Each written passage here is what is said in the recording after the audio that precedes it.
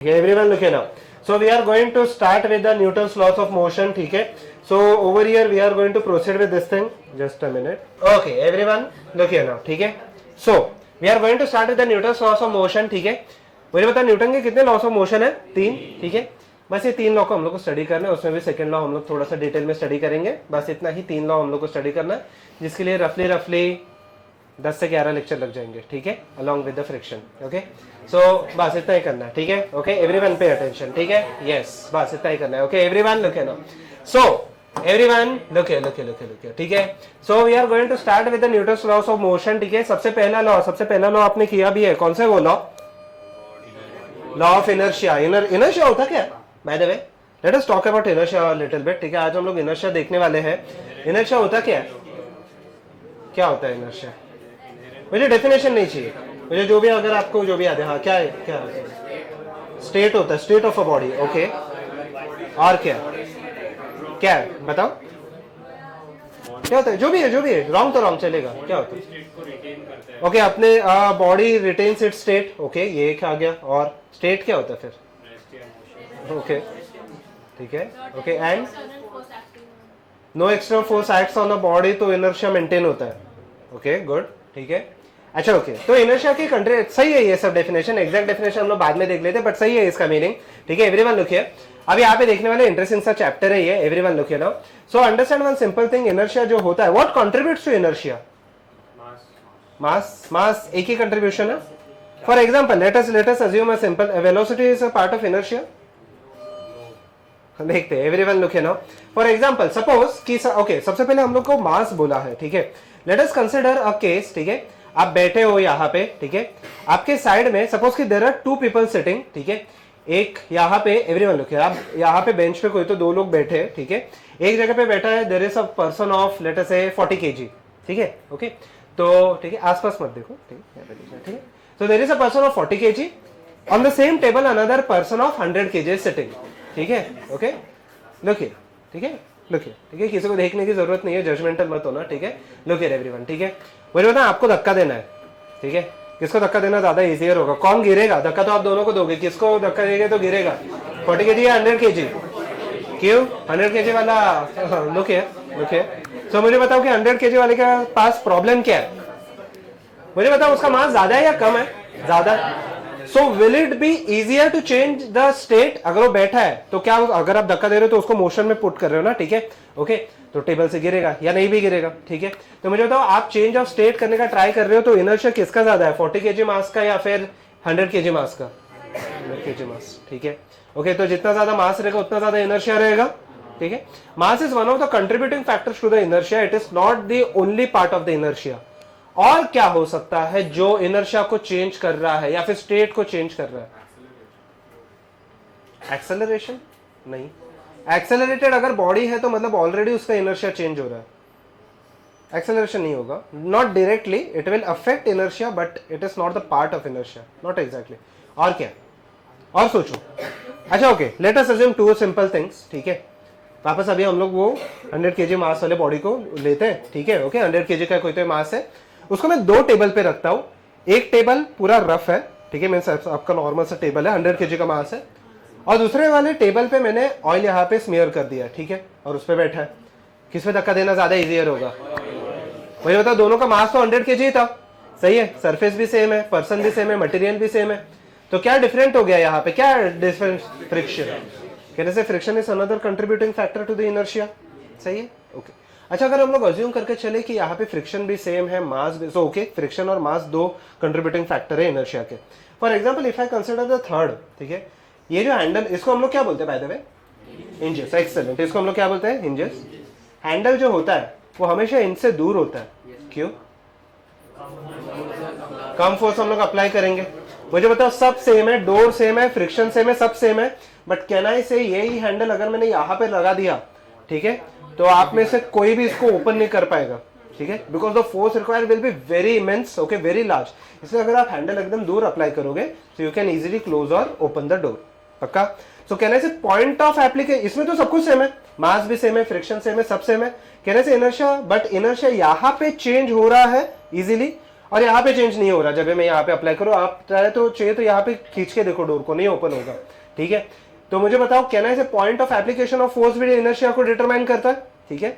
तो बहुत सारी चीजें हैं जो इनर्शिया को डिटरमाइन करता है। अभी के लिए आपको सिर्फ एक ही चीज ध्यान रखना है, इनर्शिया मींस क्या हो जाएगा, चेंज ऑफ क्या, स्टेट ऑफ अ बॉडी, ठीक है। When a body tries to retain its state मतलब स्टेट ऑफ रेस्ट और यूनिफॉर्म मोशन, यूनिफॉर्म मोशन मतलब क्या, ये किया आपने काइनेमेटिक्स में, यूनिफॉर्म मोशन मतलब क्या हो जाता है, कांस्टेंट एक्सेलरेशन इज जीरो, वो यूनिफॉर्म एक्सेलरेशन हो जाएगा। अगर एक्सेलरेशन जीरो हो गया तो जनरली उसको हम लोग बोलते हैं यूनिफॉर्म मोशन और uniform linear motion.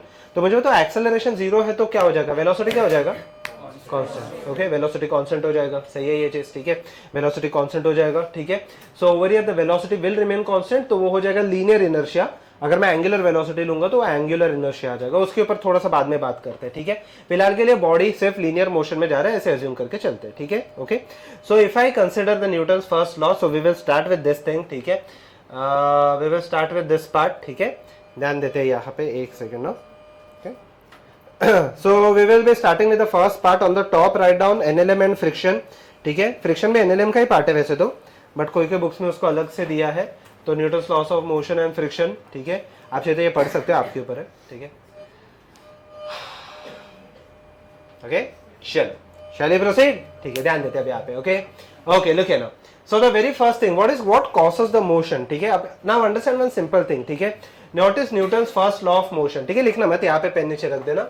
Newton's first law of motion, law of inertia, an object at rest remains at rest or an object in motion remains in motion at a constant speed and in a straight line unless acted upon by an unbalanced external force. External भी आना चाहिए, internal नहीं आना चाहिए, ठीक है।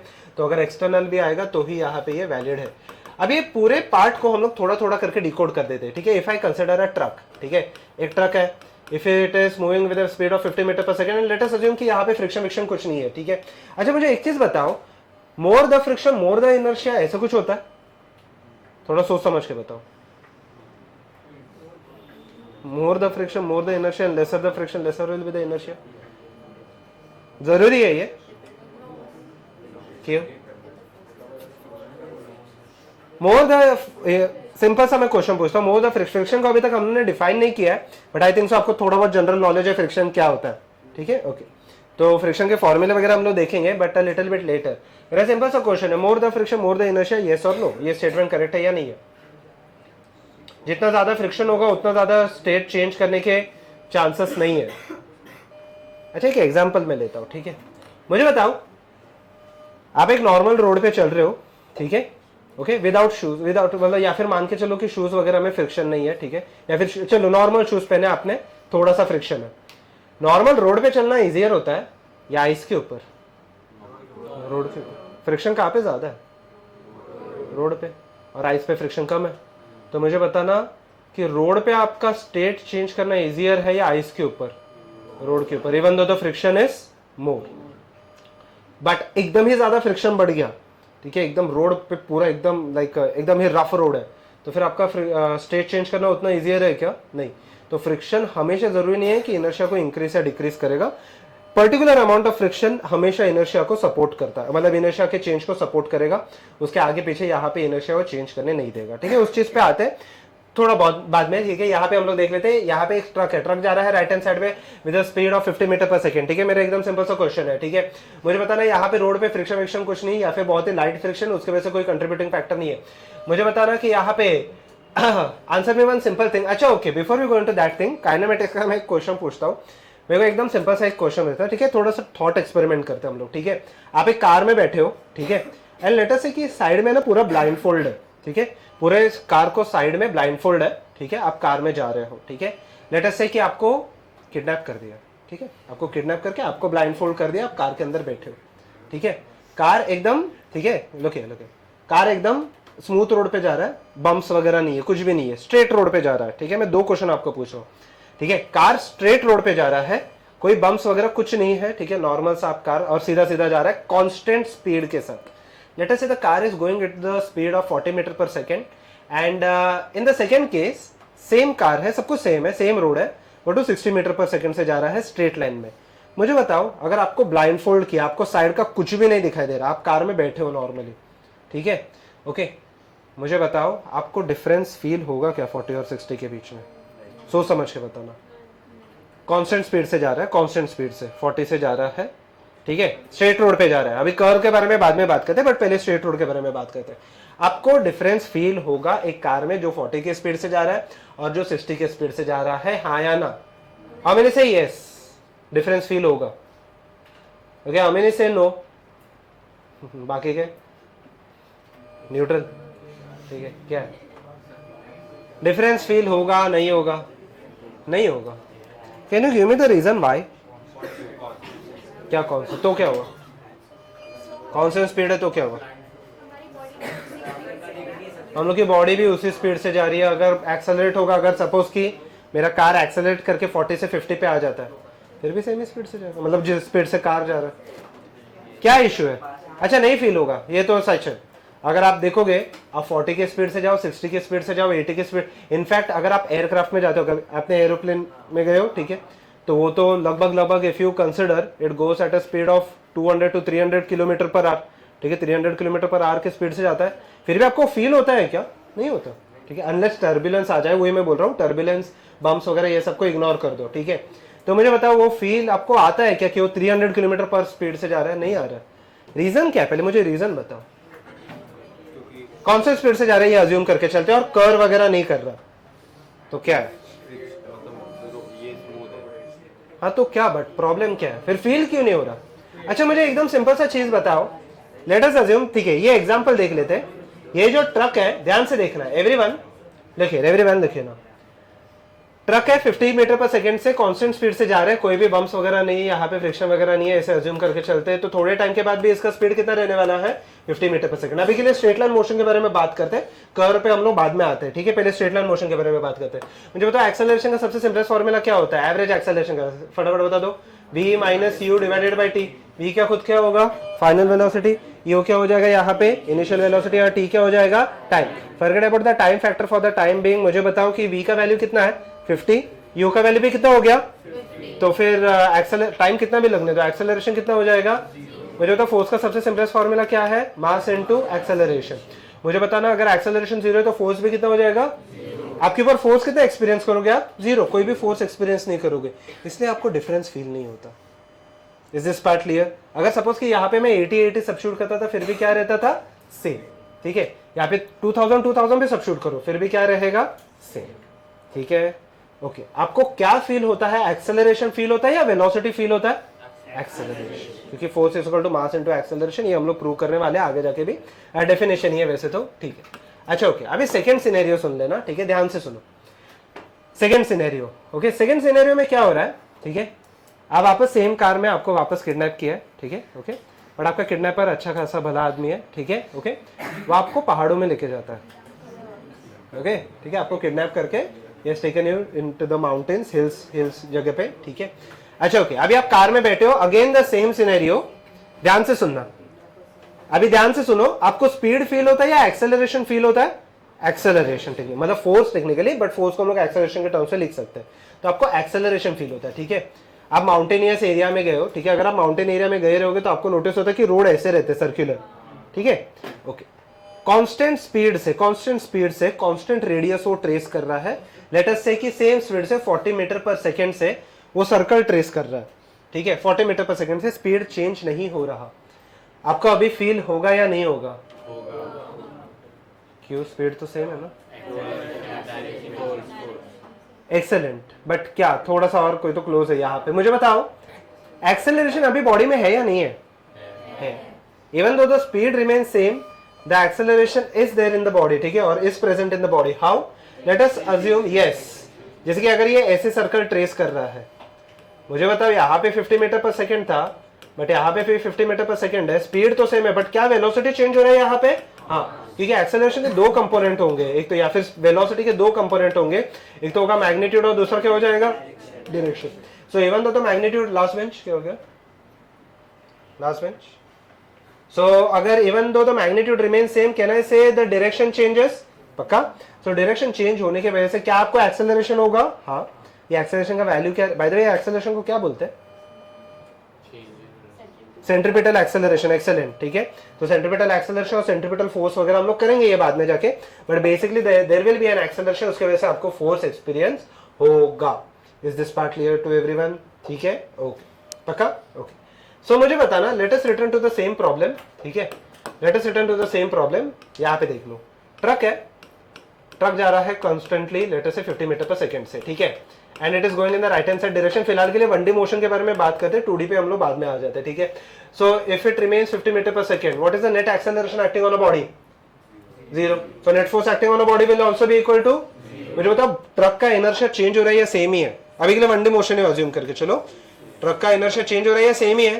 Same, पक्का, okay. अभी देखना ध्यान से, let us consider a second scenario जिसको मैं पिंग में मार्क कर लेता हूं। यहाँ पे देखो, यहाँ पे फोर्स एक्ट हो रहा है या फिर एक्सेलरेशन, अगर एक्सेलरेशन एक्ट हो रहा है तो मतलब फोर्स भी एक्ट हो रहा है, लेट अस से 2 मीटर पर सेकंड स्क्वायर का, ठीक है, या फोर्स एक्ट हो रहा है लेट अस से 100 न्यूटन का, जो भी है, ठीक है, दोनों सेम ही है। थोड़े टाइम के बाद इसका वेलोसिटी हो जाता है 60 मीटर पर सेकंड, सही है ये चीज, ठीक है। तो मुझे बताओ यहाँ पे कुछ तो फोर्स एक्ट हो रहा है या नहीं हो रहा है? हो रहा है। Is the state changing now? State change हो रहा है या सेम ही है? चेंज हो रहा है। Even though if you consider the speed remains, the direction remains same, can I say the speed increases? Yes. Is the body accelerating or deaccelerating? Accelerating, ठीक है। इसकी वजह से यहाँ पे मुझे बताओ, बॉडी को एक्सेलरेट करने के लिए मुझे बाहर से फोर्स अप्लाई करना पड़ा या नहीं करना पड़ा? करना पड़ा है, ठीक है। सो मुझे बताओ कि यहाँ पे if I consider the second, अगर मैं थर्ड सिनेरियो ले लूं, यहाँ पे देख लूं, मान लेते हैं कि फोर्स यहाँ पे सेम 100 न्यूटन का लेफ्ट हैंड साइड में एक्ट हो रहा है, मुझे तो स्पीड इंक्रीज हो गई या डिक्रीज हो जाएगा? डिक्रीज। डिक्रीज होते होते होते 50 से 40 आ जाएगा, 40 से लेट अस से 30, 20, 10 और फाइनली कितना होने वाला है? बॉडी अगर 0 पे आ गया मतलब रेस्ट पे या मोशन पे? Rest, okay. कहना इसे, अगर अभी इसका ही मैं उल्टा सिनेरियो लूं कि यहाँ पे पहले रेस्ट पे था, वेलोसिटी 0 था और धीरे धीरे मैं एक्सेलरेट करके यहाँ पे, कहना इसे वेलोसिटी में 50 लेके आता हूँ, यहाँ पे मैं रेस्ट से मोशन पे लेके आ रहा हूँ और मोशन से रेस्ट पे लेके आ रहा हूँ। अंडर बोथ दिस सिनेरियोस कहने से एक्सटर्नल फोर्सेस नीडेड, पक्का। सो इसको हम लोग बोलते हैं इनर्शिया। अगर यहाँ पे एक्सटर्नल फोर्स एक्ट नहीं होगा तो इनर्शिया चेंज होगा या सेम ही रहेगा? सेम। एक्सटर्नल फोर्स, ये वर्ड इंपॉर्टेंट है, ये वर्ड पे इतना क्यों स्ट्रेस करो मैं थोड़ा बाद में बताता हूँ, बट फोर्स अभी के लिए जरूरी है, ठीक है, okay. Whenever the state changes it is called as external force, और जो लॉ है उसको हम लोग बोलते हैं इनर्शिया। मुझे बताना ये वर्ड क्यों आया? अनबैलेंस्ड, ये वर्ड क्यों आया? यस, एकदम सिंपल सा मैं क्वेश्चन पूछता हूँ, ये 50 मीटर पर सेकंड से जा रहा था, यहाँ पे मैं सपोज कि ब्रेक और एक्सेलरेटर एक साथ दबा देता हूँ। अच्छा ब्रेक दबाऊंगा तो force is acting in the opposite direction, late us से 2 मीटर पर सेकंड स्क्वायर का, ठीक है, ऐसे अज्यूम करके चलते, ठीक है। हाँ बोलो, ठीक है। अगर मैं ब्रेक और एक्सेलरेटर एक साथ अप्लाई करता हूँ तो ब्रेक की वजह से 2 मीटर पर सेकंड स्क्वायर पीछे का लग रहा है, लेट अस से फोर्स पीछे लग रहा है 100 न्यूटन का, ठीक है, और एक्सेलरेटर की वजह से फोर्स लग रहा है आगे 100 न्यूटन का। मुझे बताओ what is the net force acting on a body? 0। Net force acting on the body is still equal to 0. मुझे तो what will be the net acceleration on the body? 0. तो स्टेट चेंज हो गई या same ही रहेगा? मुझे बताओ यहाँ पे फोर्सेस बैलेंस है या अनबैलेंस है? बैलेंस है। बैलेंस फोर्सेस चेंज करेंगे क्या स्टेट को? नहीं। Is this part clear? Okay, अच्छा ओके। तो फोर्स में अप्लाई करूं तो बॉडी का क्या चेंज हो सकता है? वेलोसिटी या फिर स्पीड चेंज हो सकता है। What if I apply a force over here? मान लेते हैं मैं 100 न्यूटन का यहाँ पे अप्लाई करता हूँ, मान लेते कि मैंने क्रेन लगा लिया, ठीक है, क्रेन से यहाँ पे अटैच है और क्रेन से मैं उठा रहा हूँ, will the truck go upwards? Yes. मुझे बताओ स्पीड तो क्या, स्पीड चेंज हो रहा है, इंक्रीज हो रहा है, डिक्रीज हो रहा है, क्या है?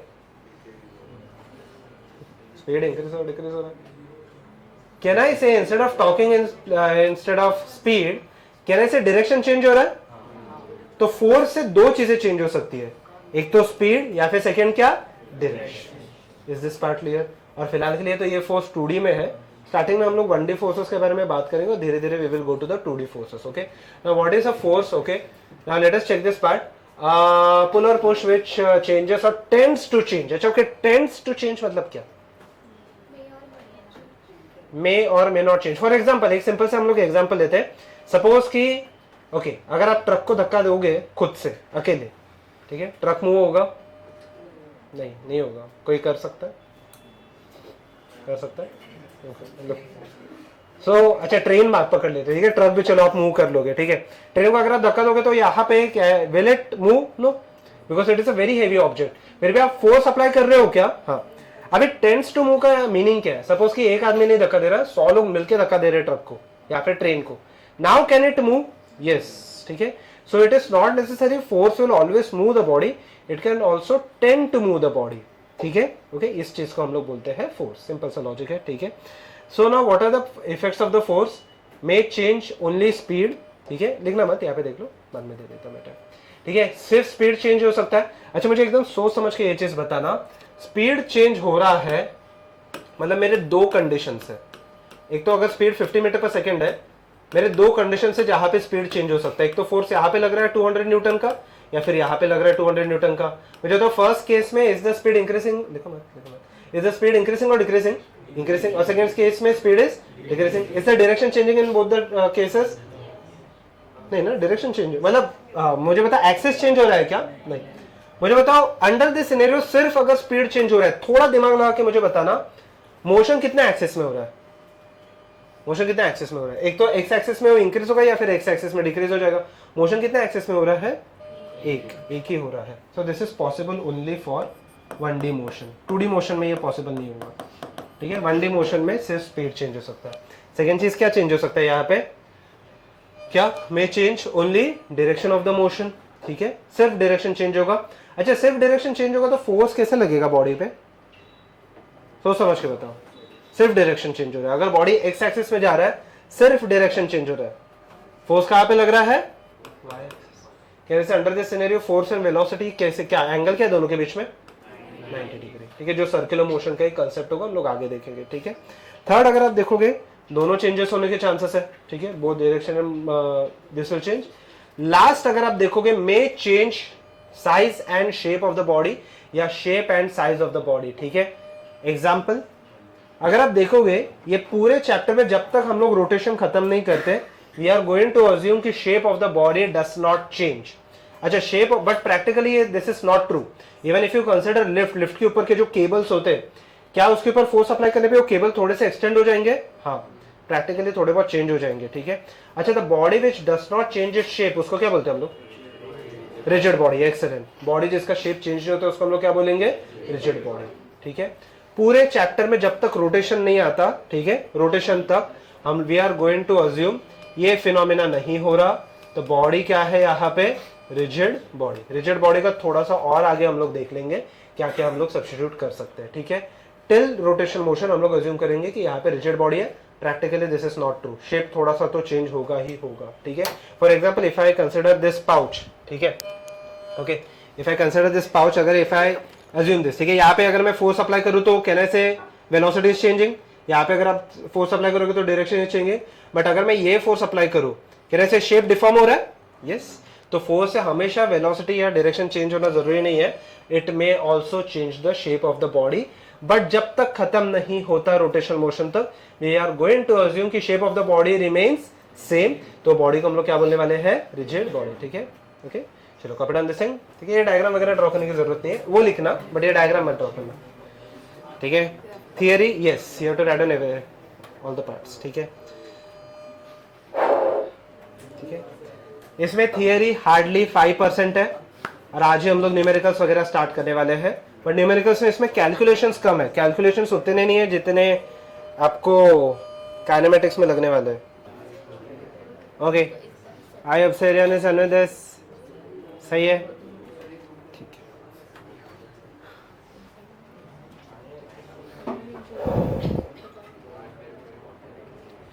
चलिए. ठीक है. So I observe is another this. ठीक है. चलिए. Now understand this part. Okay, ध्यान देना, पेन नीचे रख दो. And everyone look here. ठीक है. Okay, so not up. ठीक है. चलो ध्यान देते हैं अब यहाँ पे. Everyone look here now. ठीक है. So whenever I talk about inertia, second last bench यहाँ पे देख लो. ठीक है. So whenever I talk about inertia, ठीक है, so inertia is a property of a body by which it continues existing in the same state of rest or in motion. ठीक है. This is called as inertia. Inertia तीन तरीके के हो सकते हैं. ठीक है. First will be the inertia of rest. Inertia of rest means whenever I consider a body which is at rest, it will continue to remain at rest. ठीक है. ये हो जाएगा inertia of rest. इसमें velocity कितना होने वाला है? 0. यहाँ पे external force कितना हो जाएगा? 0. सही है. ठीक है. सो फाइनल वेलोसिटी भी कितना रहेगा, 0, ठीक है. Second will be the inertia of motion. Inertia of motion, first of all let us talk about the inertia of the motion along a straight line, ठीक है. If this is moving with the initial velocity of 50 meter per second, the final velocity will also be equal to 50 meter per second. Again the force acting on the body will be equal to 0. मुझे बताओ change in direction कितना हो जाएगा ये case में, 0, ठीक है. कोई भी change in direction नहीं होगा, there will be no change in direction और acceleration acting on the body. या फिर हो जाएगा आपका inertia of the direction. यहाँ पे can I say the speed along an axis will remain the same. Simple ही है, ठीक है. For example if it is going with a speed of 50 meter per second, can I say it will continue traveling in the x axis. What will be the velocity along y axis, 0, ठीक है. यहाँ पे भी external force कितना हो जाएगा, यहाँ पे 0. इजी है, ठीक है. Just copy down this thing. 3 तरीके के इनर्शिया होते हैं. तो फोर्स ये 3 चीजों में से एक चीज, मतलब 3 मतलब ये दोनों बेसिकली सेम ही है, ठीक है. ये 2 में से एक चीज चेंज करेगा.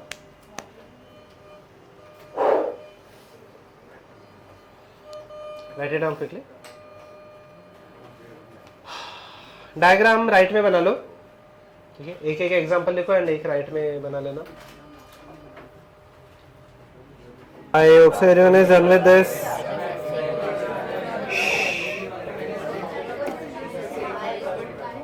ओके, अभी यहाँ पे देख लेते हैं, ठीक है. Everyone look here now. Now we are going to talk about the the types of forces. देखना अभी यहाँ पे ध्यान से. No one will talk.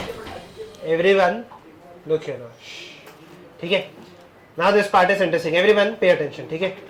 Now we are going to talk about the types of forces.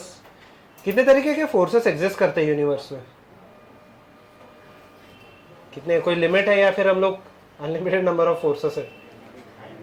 Limit है, क्या है फिर, कितने तरीके के फोर्सेस एक्ट होते हैं? Okay, in don't talk, everyone look here. In case of physics, there are only 3 types of forces which exist. आप कोई भी फोर्स को, ये 3 मतलब आप 4 में डिवाइड कर सकते हो, 3 को वापस 2 सब टाइप्स है. There are only 4 types of forces in the universe.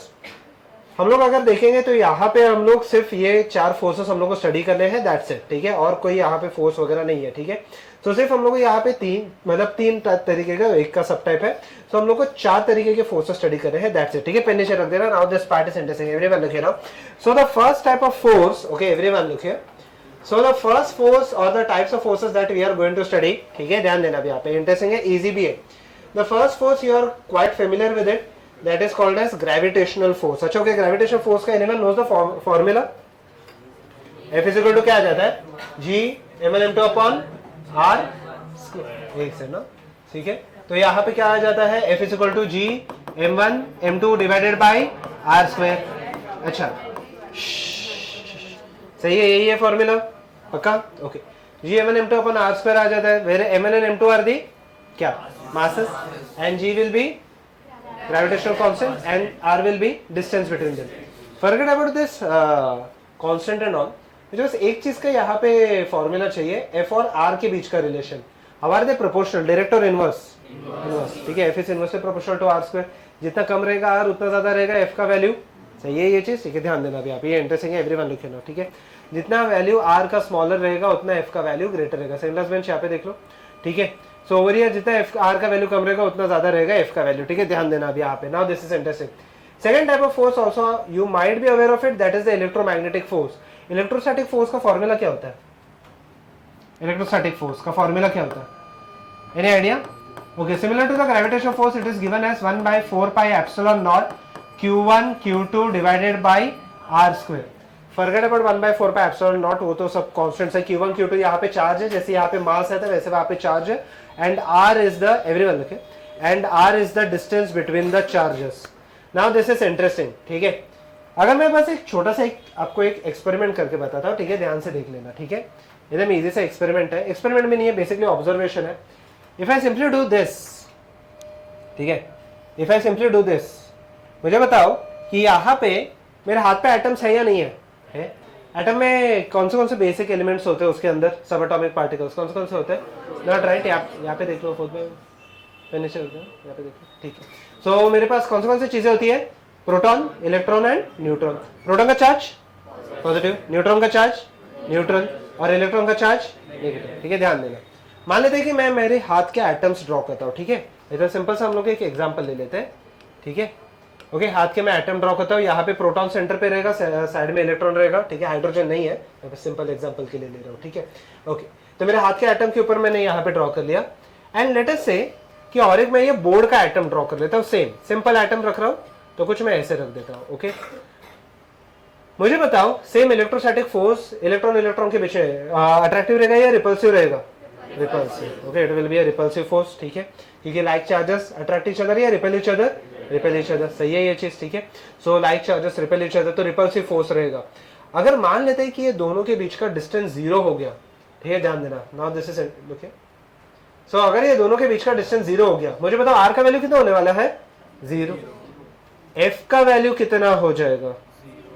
0 या इन्फिनिटी? इन्फिनिटी ना।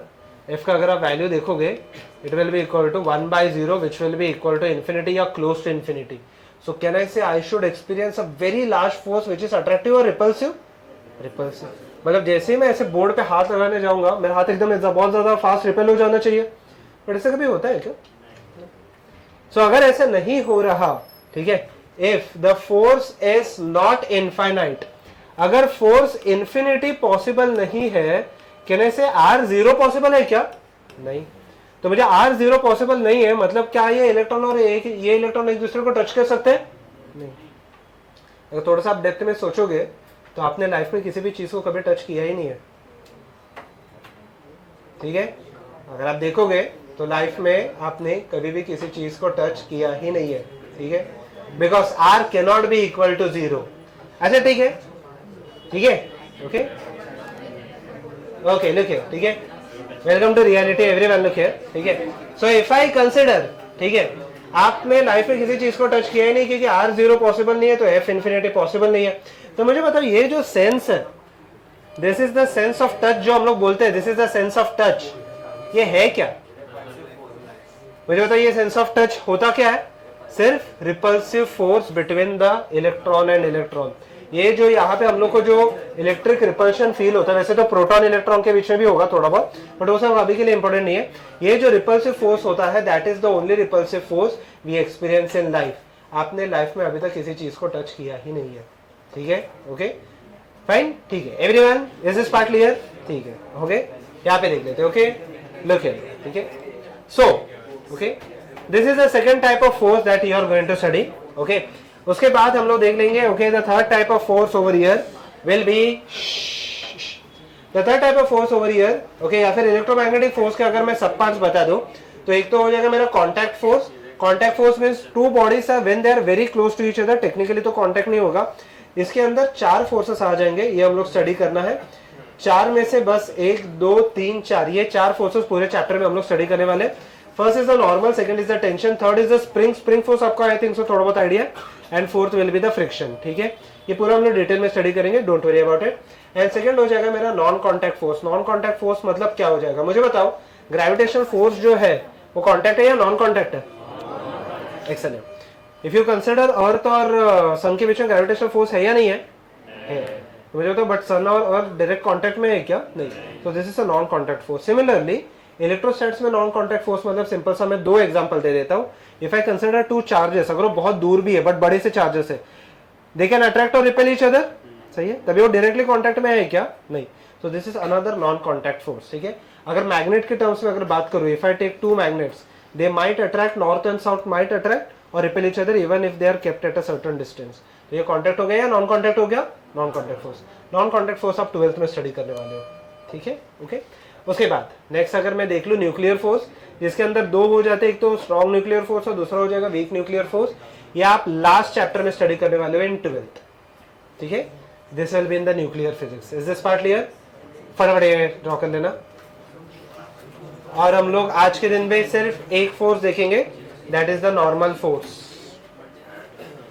आज के दिन पे हम लोग सिर्फ एक फोर्स देखने वाले, that is the normal force. So let us start with the very first force, that is the normal force. Why does this force, हाँ लिख लो आप. Why does this force exist and how do we calculate many of the things associated with the force we are going to check. ठीक है, फटाफट लिख लेना. Okay everyone, चलिए. Now let us start with the first force, that is the normal force. Now understand, everyone look here. Now understand why does this force exist and why does this force exist and how to calculate this force. एकदम simple सा part है ये, इतना tough है नहीं. ठीक है, everyone pay attention. ठीक है, पेन नीचे रख देना, अब यहाँ पे देख लो. ठीक है, and soon we are going to start with the numericals. ठीक है, in fact this will be the first part of the numerical, that is we are going to check what is a normal force. okay, now understand one simple thing. ठीक है, ध्यान देते. फिलहाल के लिए हम लोग अज्यूम करके चलते हैं बॉडी इज एट रेस्ट. ठीक है, if the body is at rest और इन इक्विलिब्रियम, ये वर्ड का मीनिंग क्या होता है? If a body is in equilibrium, net force acting on the body is zero and net acceleration, अगर force zero तो एक्सेलरेशन भी कितना होने वाला है? जीरो. फिलहाल के लिए बॉडी रेस्ट पे से अज्यूम करके चलते हैं. ठीक है, क्योंकि अगर बॉडी मोशन में आ जाएगा सो कहने से देयर आर चांसेस कि फ्रिक्शन भी एक्ट हो जाएगा. ठीक है, तो फिलहाल के लिए यहाँ पे बॉडी के ऊपर कोई फ्रिक्शन नहीं है, अज्यूम करके चलेंगे बॉडी रेस्ट पे. And then we will talk about the equilibrium and slowly and steadily we will bring the body in motion. ठीक है, ध्यान देते हैं यहाँ पे. ओके, मुझे बताना, if this is a body of mass m, how many forces have we studied till now? सिर्फ एक ग्रेविटेशनल फोर्स आपको याद रखना है. ठीक है, अभी हम लोग नॉर्मल पे आ जाते हैं. अभी ये नॉर्मल फोर्स क्यों एग्जिस्ट होता है वो पहले देख लेते हैं. ठीक है, एक बॉडी के ऊपर ग्रेविटेशनल फोर्स एग्जिस्ट करता ही है. ठीक है, एक बॉडी के ऊपर ग्रेविटेशनल फोर्स एग्जिस्ट करेगा ही, अज्यूमिंग यहाँ पे बॉडी इज ऑन अर्थ या फिर कोई भी एक प्लैनेट पे. ठीक है, हम लोग अज्यूम नहीं करेंगे कि यहाँ पे बॉडी स्पेस में. कभी कभी क्वेश्चन में ऐसे दिया रहता है the body is in gravity free space, तो हम लोग क्या कर लेंगे? हाँ, बट वैक्यूम में ले लेंगे. तो हम लोग कौन सा फोर्स को जीरो लेने वाले हैं? Gravitational force. ठीक है, फिलहाल के लिए हम लोग ये अज्यूम नहीं कर रहे. We are going to assume that the body is on earth. So if the body is lying on the earth, there will always be a gravitational force acting on it. ठीक है, दो तीन assumptions है, but before we go into that thing, understand one simple thing. अगर gravitational force exist करता है तो gravitational force का फॉर्मूला क्या होता है? ma. उसी जगह पे मैं क्या लिख दूं? mg. अच्छा, mg कहाँ पे एक्ट होगा? ऊपर एक्ट होगा, नीचे एक्ट होगा? नीचे. The gravitational force always acts downwards. सही है ये चीज? ठीक है, कुछ भी हो जाए, कोई भी ओरिएंटेशन में आप रख दो, gravitational force will always act downwards. सही है.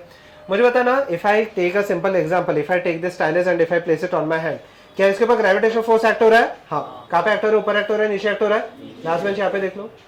सो ओवर हियर ग्रेविटेशनल फोर्स कहाँ पे एक्ट हो रहा है? ऊपर एक्ट हो रहा है, नीचे एक्ट हो रहा है? नीचे. मुझे बताओ, अगर ग्रेविटेशनल फोर्स एक्ट भी हो रहा है, is the body in equilibrium? Yes और no? Is the body going anywhere? No. तो मुझे बताओ, net force on the body will be equal to, तो मुझे बताओ डाउनवर्ड फोर्स mg का एक्ट हो रहा है, तो कोई तो फोर्स ऊपर एक्ट होना चाहिए. Because it is in contact with this body, there will be another force acting upwards. फिलहाल के लिए upwards है. This force will be called as a normal force. ठीक है, नॉर्मल फोर्स के प्रॉपर्टीज क्या है? सबसे पहले तो नॉर्मल फोर्स लुके, so normal force will act away from the surface. Surface ऐसे है तो नॉर्मल फोर्स ये वाले एक्सिस में रहेगा. ठीक है, now understand one simple thing. ठीक है, मुझे बताना, सरफेस और नॉर्मल फोर्स के बीच का एंगल कितना है? 90 डिग्री. 90 ना, सरफेस ऐसा है, normal forces in this axis, तो नॉर्मल फोर्स और सरफेस के बीच में एंगल कितना हो जाएगा? 90 डिग्री. अंडर दिस कंडीशन कहने से if the body is in equilibrium, total upward force will be equal to total downward force. Upward force कितने का है? n, और डाउनवर्ड फोर्स कितने का है? mg. Under this condition n will be equal to mg. हमेशा normal force balanced ही रहेगा, ये जरूरी नहीं है. ठीक है, so what are the properties of the normal force? First of all understand this thing. ठीक है, so properties of normal reaction या normal force. First, body should be in direct contact. अगर मैंने ये बॉडी को यहाँ से हटा दिया, थोड़ा ऊपर ले लिया, ठीक है, सो कहने से will they be in contact और नॉट? यस और नो? नो. तो if they are not directly in contact तो नॉर्मल फोर्स एक्ट होगा कि यहाँ पे? नहीं. ठीक है, सेकंड इंपॉर्टेंट थिंग. ठीक है, ध्यान देते हैं यहाँ पे, it is the electromagnetic force. Electromagnetic force का ये नॉर्मल फोर्स इसलिए एग्जिस्ट करता है, इफ यू कंसिडर यहाँ पे जो नीचे इसके एटम्स रहेंगे ब्लॉक के, ठीक है, इसके जो इलेक्ट्रॉन्स रहेंगे एंड टेबल के जो इलेक्ट्रॉन्स रहेंगे, एक दूसरे को अट्रैक्ट करेंगे या रिपेल करेंगे? रिपेल. अगर ये रिपेल कर रहे हैं तो ऊपर के ब्लॉक के ऊपर फोर्सेस कहाँ पे एक्ट होंगे? ऊपर ना. That's why they act away from the surface. ठीक है, मुझे बताना वन मोर इंपॉर्टेंट थिंग, अगर ये एटम्स इसको ऊपर धकेल रहे हैं तो नीचे वाले एटम्स कहाँ पे फोर्स एक्सपीरियंस करेंगे? नीचे. सो can I say under equilibrium condition both this forces are equal? सही है. So the third property over here is it is the component of the contact force perpendicular to the surface of the body, ये important है। And last है यहाँ पे yes, it is a reactionary in nature. Reactionary in nature मतलब अगर block के ऊपर normal force ऊपर एक्ट हो रहा है, टेबल के ऊपर सेम नॉर्मल फोर्स कहाँ पे एक्ट होगा? नीचे। क्या दोनों का मैग्नीट्यूड सेम रहने वाला है? हाँ, दोनों का मैग्नीट्यूड सेम रहेगा, यस, बट डायरेक्शन क्या रहेगा? अपोजिट। टेबल का भी मैं नॉर्मल फोर्स नहीं निकाल रहा हूँ। Is this part clear? Okay, quickly write down this thing, ठीक है, and then we will start the numericals. Okay, ध्यान देना, ठीक है। Just help me with the initial sums, ठीक है। टोटल 4 डायग्राम है, हम लोग और 1-2 एडिशनल भी करेंगे, ठीक है। ध्यान से देख लो। You have to just mark the reaction force and the total forces acting on the body, ठीक है। फिलहाल के लिए सिर्फ हम लोग एक ही फोर्स मान के या 2 फोर्सेस मान के चल रहे हैं। एक फोर्स कौन सा है? mg, जो हमेशा हमेशा कहाँ पे एक्ट होगा? नीचे। और सेकंड रहेगा नॉर्मल फोर्स, जो हमेशा सरफेस को कहाँ पे एक्ट होगा? Perpendicular and away from the surface. अच्छा, ये हो गया सबका। अच्छा, एवरीवन पेन नीचे रख देना, अब यहाँ पे देख लेते हैं। Okay, shall I proceed? ध्यान देते हैं यहाँ पे, है ना? Okay, everyone look here now, this part is interesting, और हम लोग जल्दी न्यूमेरिकल्स भी स्टार्ट करेंगे। एंड लुक हियर, ठीक है। पेन नीचे रख देना। The first one over here will be this diagram, ठीक है। यहाँ पे हम लोग को फोर्सेस मार्क करने हैं। Okay, now understand one simple thing, जहां पे भी कांटेक्ट होगा वहां पे कांटेक्ट फोर्सेस एक्ट होंगे। कांटेक्ट फोर्सेस फिलहाल के लिए हम लोग ने सिर्फ एक ही स्टडी की है, okay, that is the normal force, ठीक है। फ्रिक्शन भी है, टेंशन भी है और स्प्रिंग फोर्स भी है, बट उसको थोड़ा सा साइड में रखो, फिलहाल के लिए मैं उसको डायग्राम में इंट्रोड्यूस नहीं कर रहा। अच्छा, इसका मान लेते हैं मास m1 है और इसका मान लेते हैं मास m2 है, ठीक है। ओके, सो यहाँ पे जो भी फोर्सेस रहेंगे बिटवीन a एंड b, ठीक है, उसको मैं a के फोर्सेस को मैं ब्लू में मार्क कर लेता हूँ, b के फोर्सेस को मैं पिंक में मार्क कर लेता हूँ, ठीक है।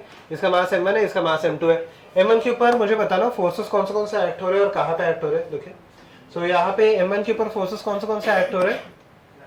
ग्रेविटी। ग्रेविटी कहाँ पे एक्ट हो रहा है? सीधा सीधा नीचे, सही है ये चीज, ठीक है। कितने का? क्या लिखूं मैं? mg का क्या? m1g, सही है। क्या ये ग्राउंड के साथ कांटेक्ट में है? हाँ, एक नॉर्मल फोर्स एक्ट होगा ग्राउंड की वजह से, यस। कहाँ पे एक्ट होगा? ऊपर नीचे, सही है। एंड परपेंडिकुलर, सही है। Is this part clear to everyone? क्या ये b के साथ कांटेक्ट में है? हाँ, तो b की वजह से भी एक्ट होगा। कहाँ पे? Positive x axis, negative x axis, positive y, negative y, या फिर इंक्लाइन, कहाँ पे? सोच समझ के बताओ। Will it act in the positive x-axis, negative x-axis, inclined है, positive y, negative y? How many say positive x? आया ना? अच्छा, positive x. How many say negative x? Okay. How many say some other direction? कोई और direction है? Okay, look here. मुझे तो surface contact का ये है ना, सही है ये चीज। So it will act first of all perpendicular to the surface. Surface कौन सा एक्सिस में है? y, तो perpendicular to the surface मतलब कौन सा एक्सिस हो गया? x। यहाँ तो question will arise, will it be positive x और negative x? a के लिए can I say ये वाला surface away from the surface मतलब ये वाला डायरेक्शन हो गया ना, so n2 यहाँ पे एक्ट होगा। किसी को कोई डाउट है इसमें? First of all it will act perpendicular to the surface. Second important चीज यहाँ पे होगा, it will act away from the surface. पक्का? ओके, मेरे फटाफट बता दो m2 पे फोर्सेस क्या कौन से रहेंगे और कहाँ पे रहेंगे? फटाफट बता देना। ये m2 है, कहाँ पे क्या एक रहेगा? mg, m2g नीचे, और कौन सा फोर्स रहेगा? नॉर्मल, किराए से n3 लिख देता हूँ मैं। और एक फोर्स एक्ट होगा कौन सा? पॉजिटिव एक्स या negative x? Positive x, excellent. कितने का? n2 ही रिएक्शन फोर्स है ना, इसके ऊपर अगर n2 लेफ्ट में एक्ट हो रहा है, वही फोर्स इसके ऊपर कहाँ पे एक्ट होगा? राइट, सही है। रिएक्शन फोर्स होगा यहाँ पे हमेशा। जैसे टेबल के ऊपर भी आप रिएक्शन फोर्स निकाल सकते हो, बट टेबल के फोर्सेस अभी के लिए मैं नहीं निकाल रहा, ठीक है। नेक्स्ट क्वेश्चन में निकाल। यहाँ तक किसी को डाउट है? नहीं, ठीक है। यहाँ पे देख लो, no one will write anything, everyone pay attention and tell me the answers, ठीक है। यहाँ पे 2 चीजें, एक वेज है, एक ब्लॉक है, ठीक है। ध्यान से देख लो एवरीवन, लुक हियर, एक वेज है, एक ब्लॉक है। लेट अस से ये कहाँ पे जा रहा है वो इंपॉर्टेंट नहीं है फिलहाल के लिए, ठीक है। एवरीवन लुक हियर, m1 है, ठीक है। अच्छा, वेज के ऊपर फोर्सेस फटाफट बता दे जाओ कौन से एक्ट होंगे। सबसे पहले तो कहने से एक फोर्स हमेशा एक्ट होता है, कौन सा? वो ग्रेविटेशन। कहाँ पे एक्ट होगा? नीचे। कितना लिखूं मैं? m1g। अच्छा, सेकंड, क्या ये ग्राउंड के साथ कांटेक्ट में है? हाँ, तो क्या उसके वजह से एक नॉर्मल फोर्स एक्ट होगा? यस। कहाँ पे एक्ट होगा? ऊपर, ठीक है। कितने का? n1 लिख दूं मैं, ठीक है। अच्छा, और एक चीज के साथ कांटेक्ट में, किसके साथ कांटेक्ट में? ब्लॉक। ब्लॉक के वजह से कहां पे एक्ट होगा, पॉजिटिव एक्स, पॉजिटिव वाई, या फिर इंक्लाइंड होगा, इंक्लाइंड होगा।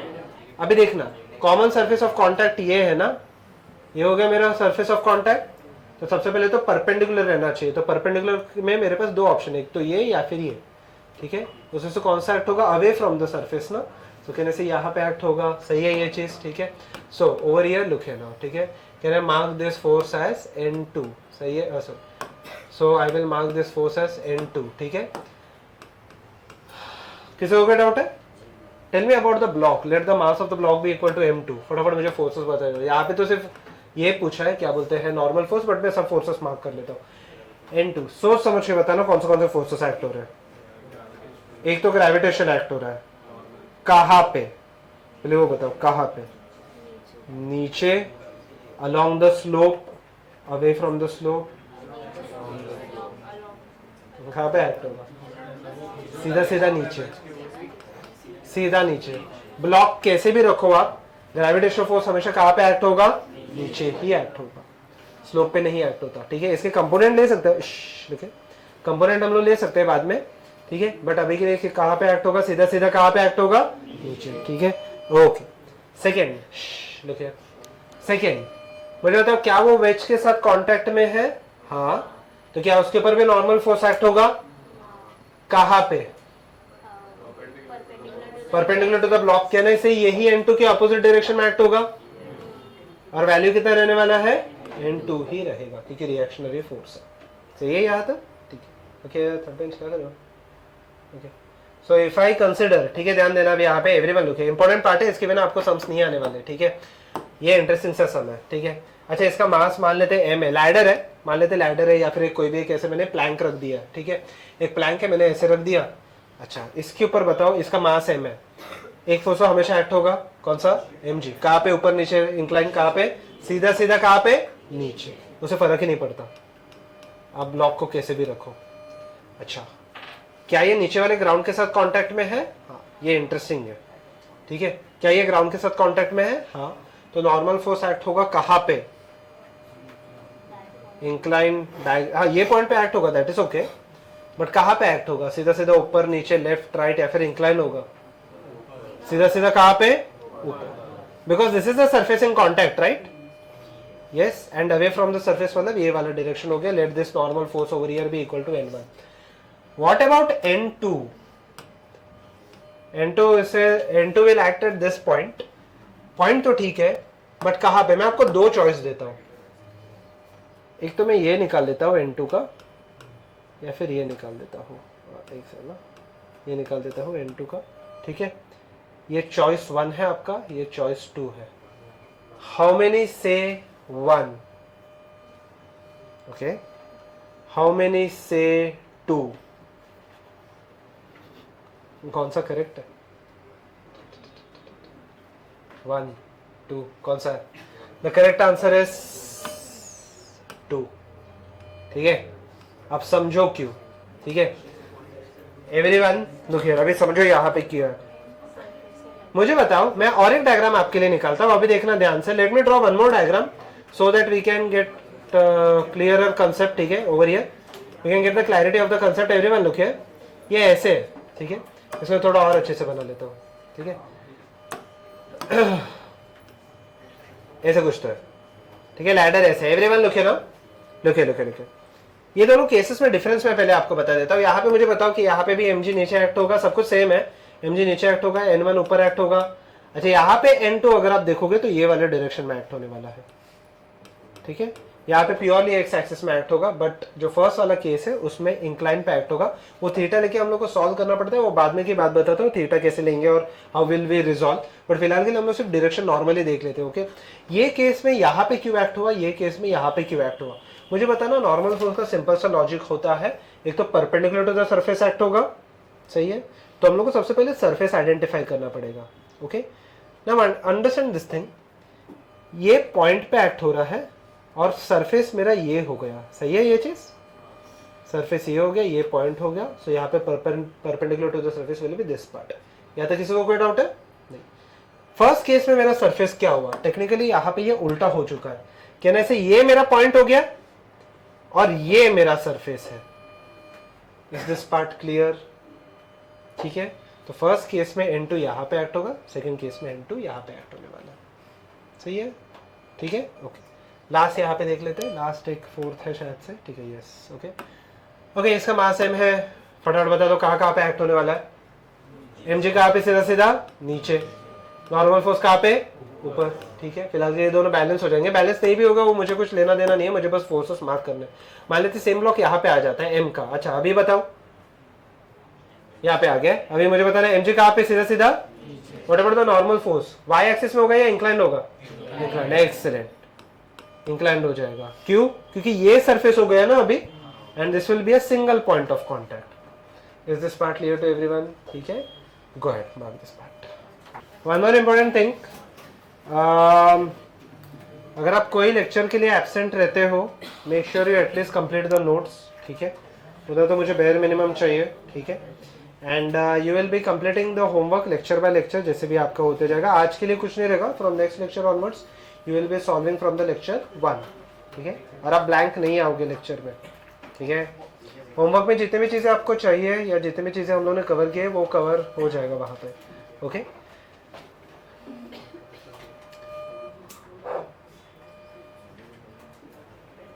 Okay, I hope everyone is done with this. सही है, यस, जल्दी लिखिए। ये सब बना लो, ये 5 के 5 डायग्राम बना लेना। ठीक है, ये 5th डायग्राम भी बना लो, ये भी, ठीक है, ये भी बना लेना। गलत है डायग्राम, यहाँ पे नॉर्मल, यहाँ पे एक्ट होगा। Under this condition normal, yes it is the 4th diagram, not the 3rd one. 4 ये भी बना लो, 4th डायग्राम भी बना लेना।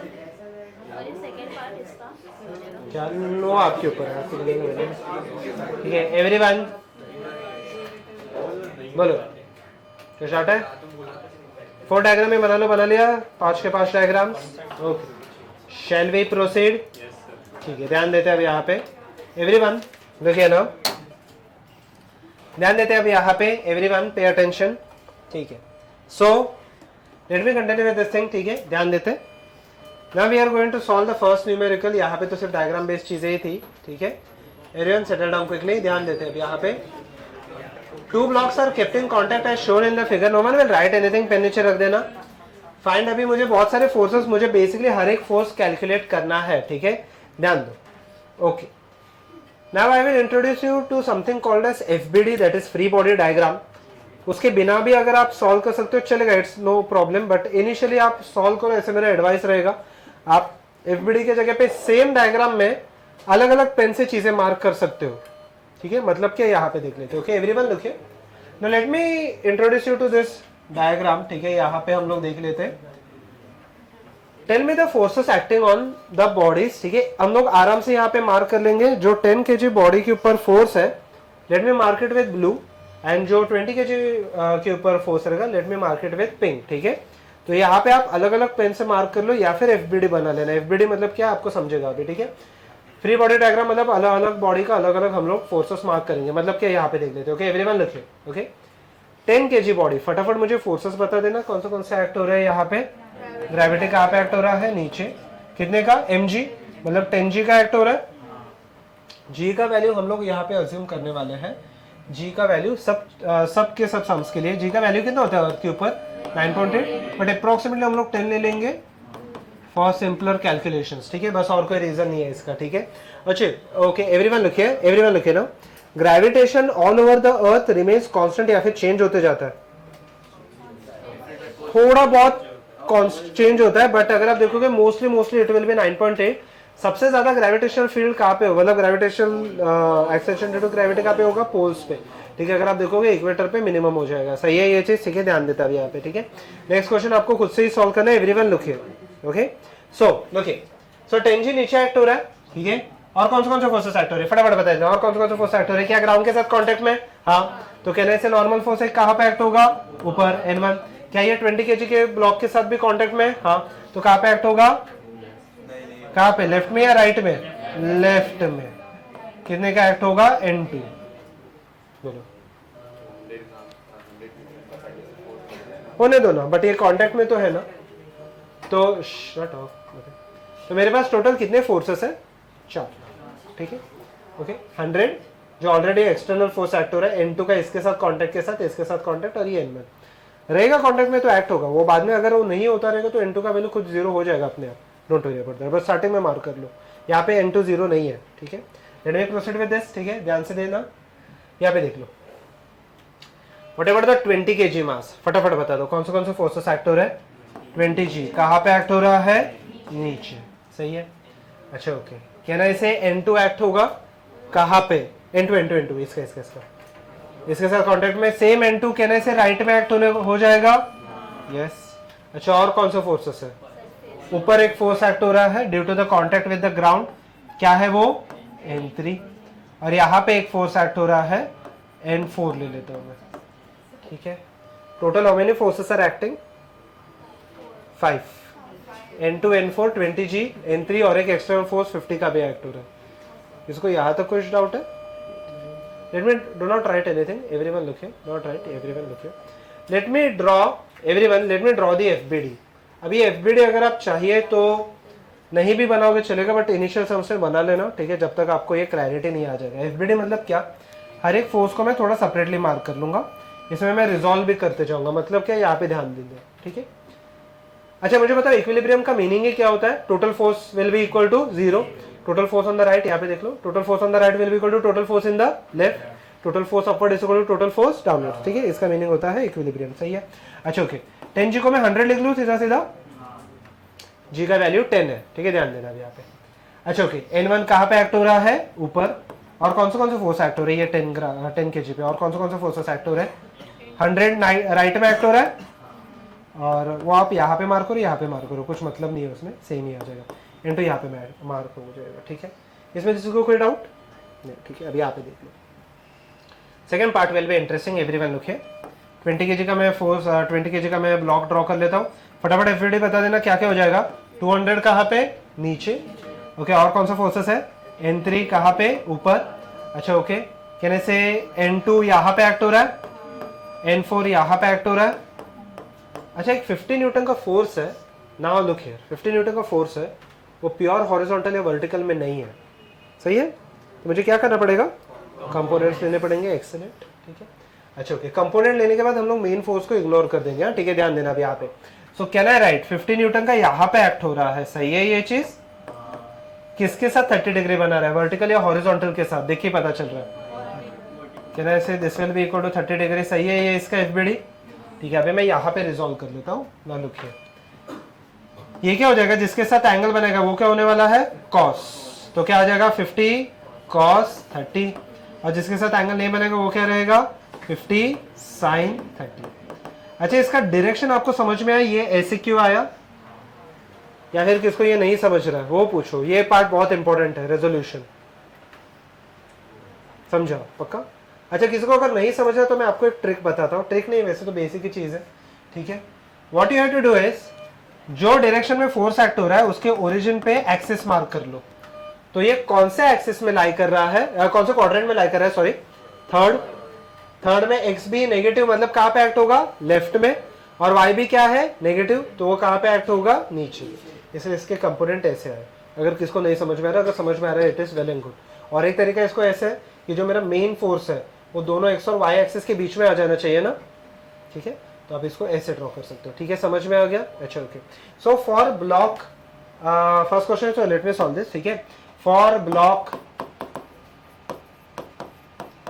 ऑफ 10 kg, ठीक है, फटाफट बता दो। Total force in the left is equal to total force in the right, सही है। अच्छा, लेफ्ट में फोर्सेस कितने कितने एक्ट हो रहे हैं? N2 right, not right, everyone look here देख लो, कुछ बचा रहेगा बाद में लिख लेना, फटाफट बता दो। N2 का वैल्यू कितना हो जाएगा? Total force in the right, right में फोर्स कितने का एक्ट हो रहा है? 100, सही है। ये इसका FBD हो गया, ये दोनों का FBD अलग अलग निकाल देते, ठीक है। ओके, तो N2 का वैल्यू 100 न्यूटन आ गया। Total force upward is equal to total force downward, फटाफट मुझे देखिए बताना N1 क्या आ जाएगा? अपवर्ड फोर्स क्या आने वाला है? N1, ठीक है। Is equal to total force downward force कितने का है? 100 वापस। फिर क्या ये दोनों फोर्सेस 100 न्यूटन आ चुके हैं? हाँ, ठीक है। Okay, so for block similarly for block of 20 kg, ठीक है, ध्यान देना अब यहाँ पे same total force in the left is equal to total force in the right. Left में अच्छा okay, by the way component आने के बाद ये हम लोग हटा देते हैं, ये वापस एक बार मत लेना इक्वेशन में, ठीक है, कंपोनेंट ले लिए ना मैंने, ठीक है okay. Total force in the left, left में कौन से फोर्सेस एक्ट हो रहे हैं देख लो ना, डायग्राम देख लेना, कौन सा एक्ट हो रहा है, N4 और 50 sin 30, can I write this is N4 plus 50 sin 30, सही है ये चीज। Total force in the right कितना एक्ट हो रहा है, N2। इसमें कितने अननोन है, एक ही है, N2 मिल गया ना, कितने अननोन है, एक ही है, N4 है, ठीक है। 50 sin 30, sin 30 का वैल्यू हाफ 25 होने वाला है, N2 का वैल्यू खुद कितना है 100, तो N4 का वैल्यू खुद कितना हो गया यहाँ पे 25, इजी है okay. Whatever the total force upward is equal to total force downward, upward force कितने का है देख लो ना, कितना है टोटल फोर्स अपवर्ड कितना है N3 है। डाउनवर्ड फोर्सेस में दो फोर्सेस है, कौन सा एक्ट है, एक तो 50 cos 30 प्लस कितना 200, सही है ये चीज, ओके प्लस 200, सही है ये चीज, ठीक है।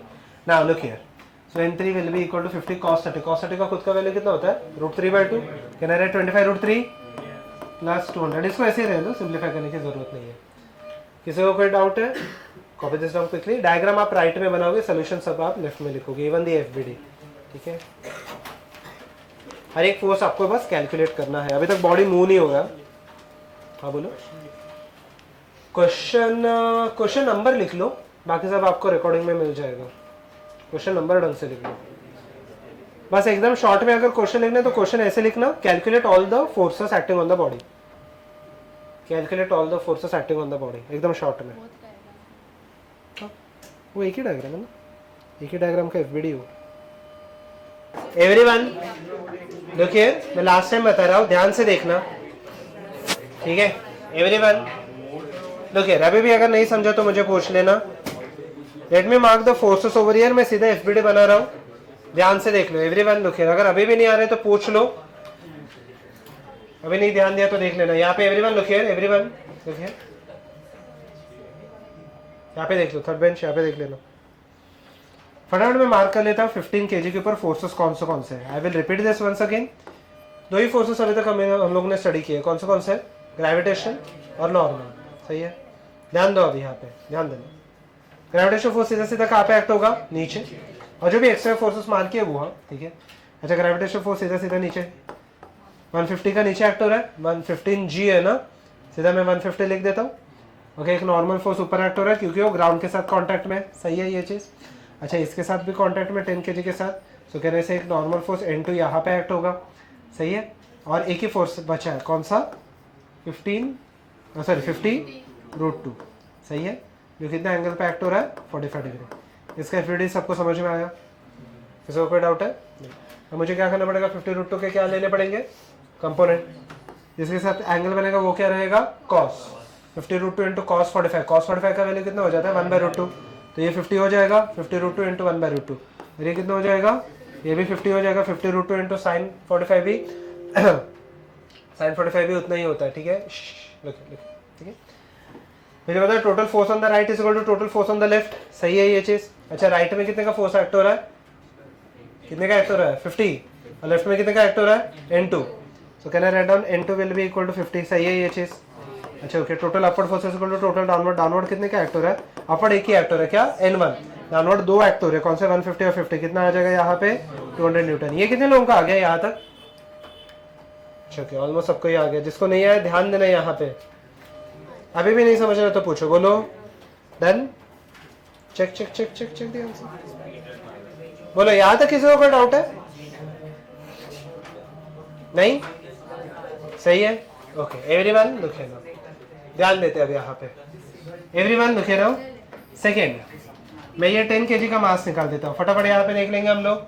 एवरीवन पे अटेंशन, 10 kg के मास को मैं यहाँ पे, चलो इसे और कलर से मार्क कर लेता हूँ so that you don't get confused. Not top 10 kg के मास के ऊपर फटाफट बता दो कौन से फोर्सेस एक्ट हो रहे हैं। अगेन 10G कहाँ पे, सीधा सीधा नीचे, 100 लिख दो मैं, 100 सीधा सीधा लिख दो मैं।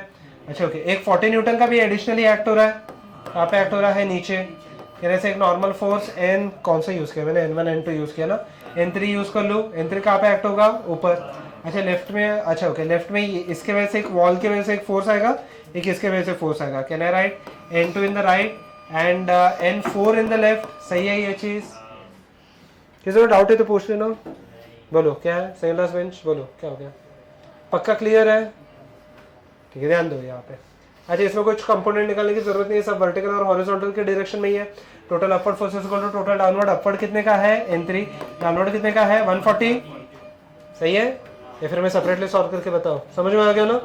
डाउनवर्ड 100 प्लस 40, ठीक है।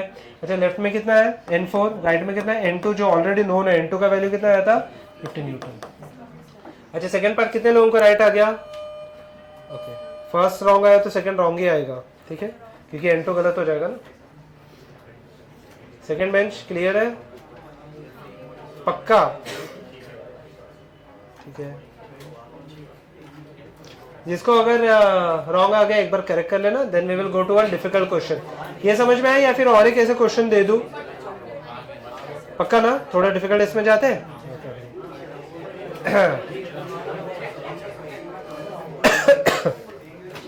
ओके, सॉल्व नहीं किया था last? Solve it quickly. Question solve नहीं किया था पहले? सॉल्व नहीं किया था ये क्वेश्चन पहले? Solve it quickly, solve it quickly.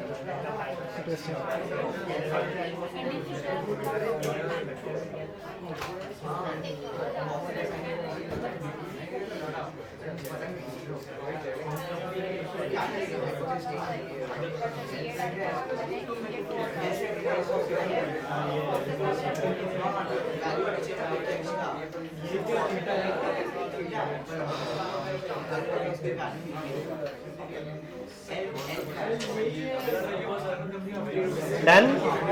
का अभी भी डाउट है तो पूछ लो।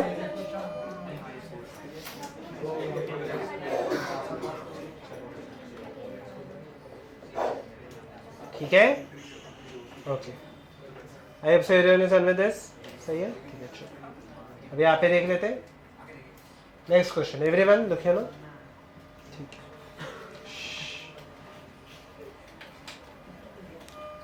यहाँ पे देख लेते हैं। एवरीवन लुक हियर, हो गया ना पक्का? ओके नेक्स्ट, यहाँ पे देख लो, पेन नीचे रख देना, just help me with this, ठीक है। एवरीवन लुक हियर, ठीक है। सो यहाँ पे देख लेते हैं, फाइंड आउट, मतलब बेसिकली इसमें रिएक्शन फोर्सेस वगैरह ढूंढने हैं। स्फेरिकल बॉडी है, एवरीवन लुक है, स्फेरिकल बॉडी या सिलेंड्रिकल बॉडी है, उससे कुछ मतलब नहीं है, दोनों के केस में सेम ही आंसर आने वाला है, ठीक है। मान के चलते अभी के लिए स्फेरिकल बॉडी है, ठीक है। सो मुझे बताओ, ये ऐसे दो ब्लॉक्स के ऊपर रखे, तो क्वेश्चन कुछ ऐसे है कि मैंने एक्चुअली मैं आपको क्वेश्चन पहले एक्सप्लेन करता हूँ। Consider, if I consider the cylinder, आप सामने से देखोगे तो सर्कल दिखाई देगा, ठीक है, रफली रफली। उसको मैंने ऐसे दो सपोर्ट पे रखा है, और दो सपोर्ट कुछ तो रिएक्शन फोर्स देंगे डायरेक्ट कांटेक्ट में, वो रिएक्शन फोर्सेस मुझे निकालने हैं। ये समझ में आया? क्वेश्चन समझ में? स्ट्रेट फॉरवर्ड है। अभी देखते हैं। अच्छा, दो ही फोर्सेस हम लोग स्टडी करते हैं, ध्यान से सुनना। एक कौन सा फोर्स रहेगा? mg, जो कहाँ पे एक्ट होने वाला है? सीधा सीधा नीचे। ध्यान से देख लो, इसका मास कितना दिया? 10 kg। अच्छा, सो 10 kg का फोर्स सीधा सीधा नीचे एक्ट होगा। कितने का एक्ट होगा? mg। m कितना है? 10 है, g का वैल्यू 10 है, ओके, कितने का एक्ट हो जाएगा? 100। सही है ये।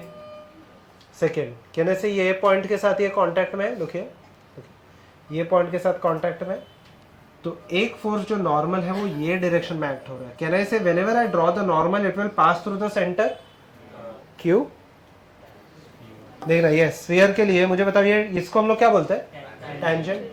टैंजेंट को जब भी मैं परपेंडिकुलर निकालूंगा कि will it pass through the centre? Yes.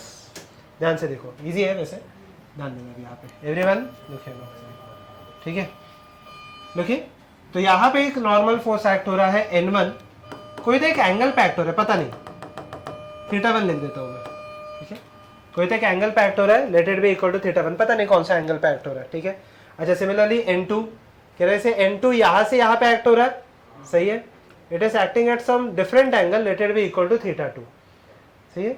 अच्छा ओके, तो इसका FBD क्या बनेगा? FBD अभी मैं पूरा डायग्राम नहीं बना रहा, बस ये फोर्सेस मार्क कर लेता हूँ। कहने से 100 यहाँ पे एक्ट हो रहा है, ओके।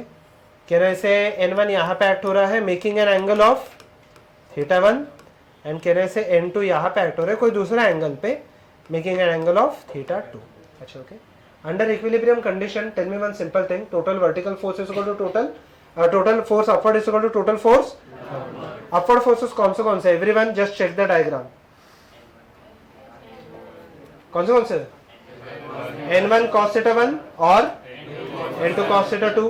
सही है. और डाउनवर्ड फोर्स कौन सा है? 100. तो N1 cos theta 1 plus N2 cos theta 2 will be equal to 100.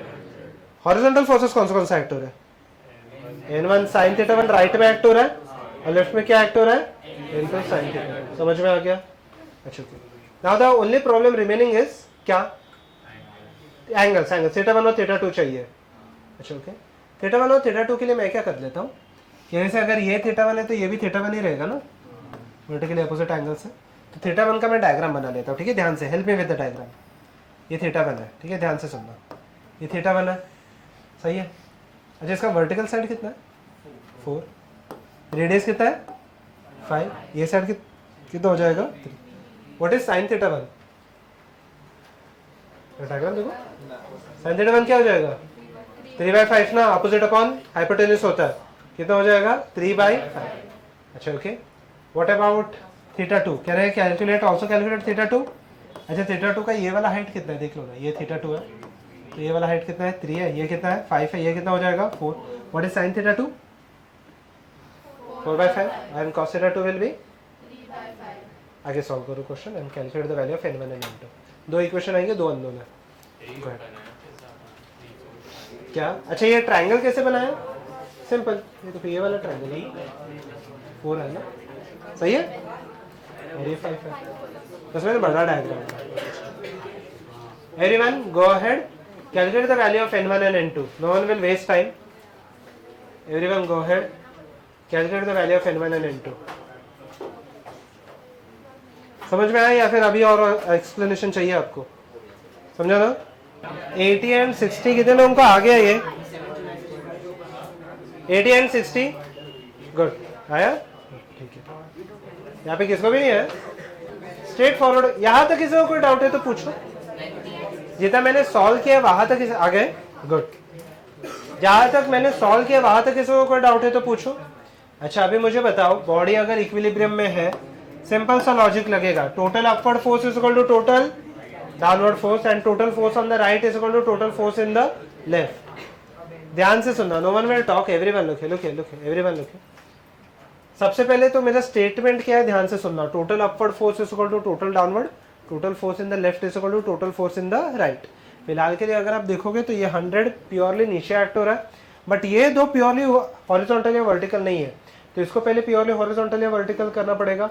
Simple है, ये मैंने बताया भी आपको. जिस पहले n1 का देख लेते हैं. n1 जिसके साथ एंगल बनेगा उसके साथ क्या रहेगा? cos. Can I write this as n1 cos theta 1. इसका वर्टिकल कंपोनेंट हो गया. हॉरिजॉन्टल क्या हो जाएगा? n1. यहां तक किसी को कोई डाउट है? नहीं. सिमिलरली n2 का वर्टिकल कंपोनेंट क्या होने वाला है? n2 cos थीटा क्या होगा? n2 cos theta 2. और हॉरिजॉन्टल क्या होने वाला है यहाँ पे? n2 क्या? sin theta 2. सही है ये चीज. अब मुझे बताओ total force in the right कितना है? राइट में फोर्स कितना है? n1 sin theta 1. ठीक है, ध्यान देते. और लेफ्ट में फोर्स कितना है? n2 sin theta 2. अच्छा फटाफट बता दो. n1 sin थीटा 1 खुद कितना है? sin theta 1, sin is opposite upon hypotenuse. कितना आ जाएगा? 3/5. और sin थीटा 2 कितना है? 4/5. सही है यहाँ तक? ओके, ध्यान देते हैं. तो n1 का वैल्यू हो जाएगा 4/3 n2. ठीक है, सही है. अच्छा टोटल अभी मैंने हॉरिजॉन्टल फोर्सेस इक्वेट कर लिए. Now let us talk about the vertical force. Vertical forces कौन से एक्ट हो रहे हैं? डायग्राम देखो. n1 cos थीटा 1 और n2 cos theta 2. Downward force कितने का है? 100. Go ahead, equate the second part. Go ahead. Spoon fit नहीं करने वाला मैं. Go ahead. n1 cos theta 1 plus n2 cos theta 2 will be equal to 100. n1 cos theta 1 यहाँ पे आ जाएगा 4/5, यह आ जाएगा मेरा 3/5 will be equal to 100। n1 का खुद का वैल्यू 4/3 है, 4/3 n2 into 4/5 plus n2 into 3/5 will be equal to 100।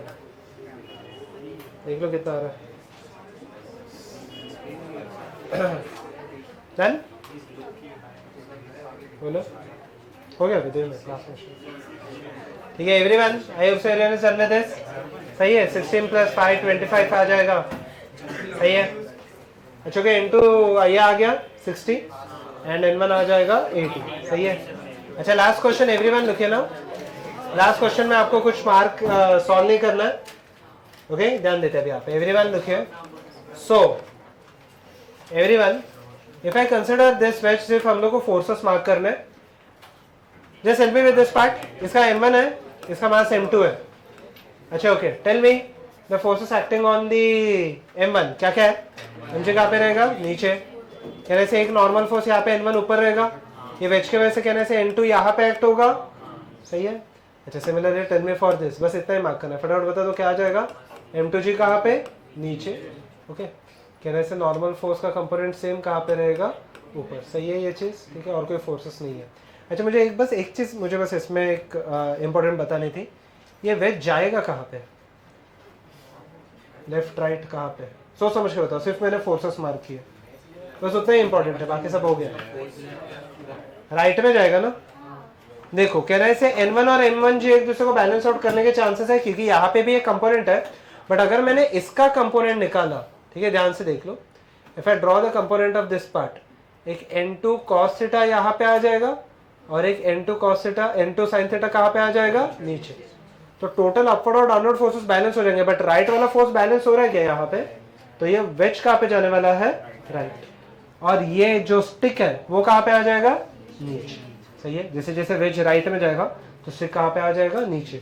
This type of motion is called as constrain motion, जो हम लोग नेक्स्ट टाइम करने वाले हैं। ठीक है, just draw this and then find out फटाफट। कंस्ट्रेन मोशन, कंस्ट्रेन मींस अगर ये राइट में जाएगा तो ये लेफ्ट में, ये नीचे ही आना चाहिए।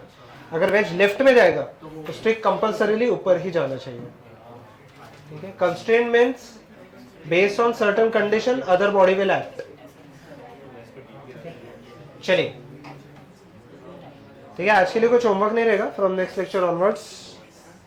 ठीक है ओके, क्योंकि लेक्चर में अभी भी टेंशन बाकी है इसका पार्ट। ठीक है ओके डन। ठीक है, जस्ट वन मोर थिंग, आपका शेड्यूल ऑलमोस्ट ये सेम ही रहेगा। मेरा एक लेक्चर जाएगा एंड अच्छा ये हो गया सबका ही।